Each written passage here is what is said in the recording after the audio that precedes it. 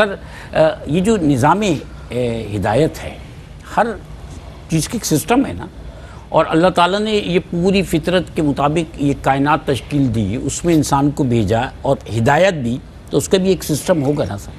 تو یہ نظام ہدایت جو ہے اس کی نسبت سے ہمیں بتائیے. بسم اللہ الرحمن الرحیم. دیکھیے قرآن مجید فرقان حمید نے تقوی کا جو ڈسکشن کی ہے یا تقوی کو جو ذکر کیا ہے وہ بالکل ابتدا میں کر دی، اور فرمایا ذالک الکتاب لا ریب فیہ ھدی للمتقین. کیا بات ہے، یہ پہلا مقام ہے کہ جہاں پر تقوی کو ذکر کیا گیا اور ایڈریس کیا گیا.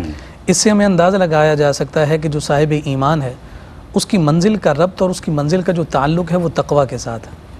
اور جب تقوی کو ہم براڈر اسپیکٹ میں دیکھتے ہیں تو ہمیں وہ نظر آتا ہے کہ یہ تقوی ایک قلب کی ایسی کیفیت کا نام ہے کہ جہاں اللہ رب العزت کے حکم کے لیے وہ کھینچا چلا جاتا ہے، اس کے امر پر کھینچا چلا جاتا ہے، اور اس کے نواہی پر اس کے قدم خود بخود رک جاتے ہیں.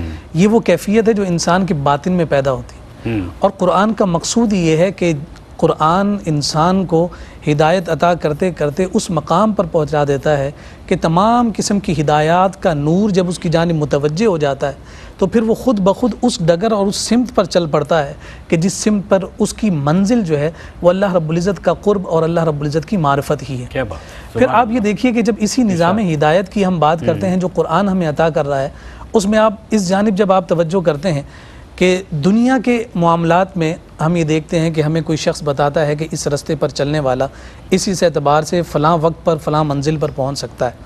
لیکن ظاہر سی بات ہے کہ جس نے یہ معلومات دی ہیں یا جو آپ کو ہدایت دے رہا ہے اس میں نقص ہو سکتا ہے، اس وجہ سے کہ جو ہدایت دے رہا ہے وہ خود ناقص ہے، وہ کامل نہیں ہے. لیکن قرآن کا نظام ہدایت ہمیں کمال کی جانب لے کر جاتا ہے کہ قرآن ایک ایسا ہدایت کا نور ہے کہ جس میں کمال موجود ہے اور اس میں کسی قسم کی کوئی کمی اور بیشی نہیں. پھر جتنے بھی اس نظام ہدایت میں ہمیں چیزیں نظر آتی ہیں، مثال کے طور پر ترغیب و ترہیب، زجر و تطبیق، اوامر نواہی، احکامات کے مختلف انداز، یہ تمام کے تمام ایک دوسرے کے ساتھ ہمیں جڑے ہوئے نظر آتے ہیں. کہیں ایک میں اگر خامی اور کمی رہ جائے گی تو اس کی وجہ سے پوری جو عمل کی جو بلڈنگ ہے نا وہ ڈس بیلنس ہو سکتی ہے.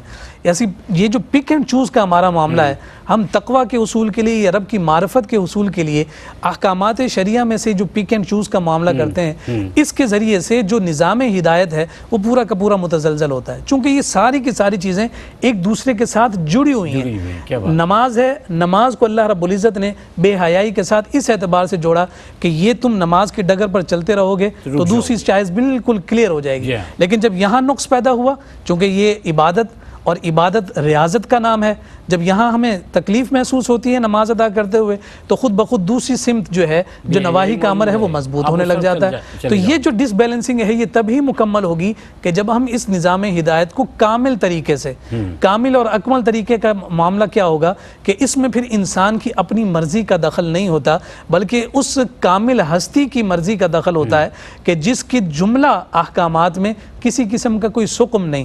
اور جب ایک صاحب ایمان قرآن کو اپنے لیے یہ ڈکلیئر کر لیتا ہے کہ یہ کتاب ہدایت ہے اور میرے لیے ہی ہے، چونکہ اسلوب ہدایت میں یہ بات بھی ذکر کی گئی کہ انسان کے مزاج کے مطابق قرآن کلام کرتا ہے، ہر پڑھنے والا یہ سمجھتا ہے کہ یہ ڈائریکٹلی جو ہے مجھے سے ایڈریس کیا جا رہا ہے.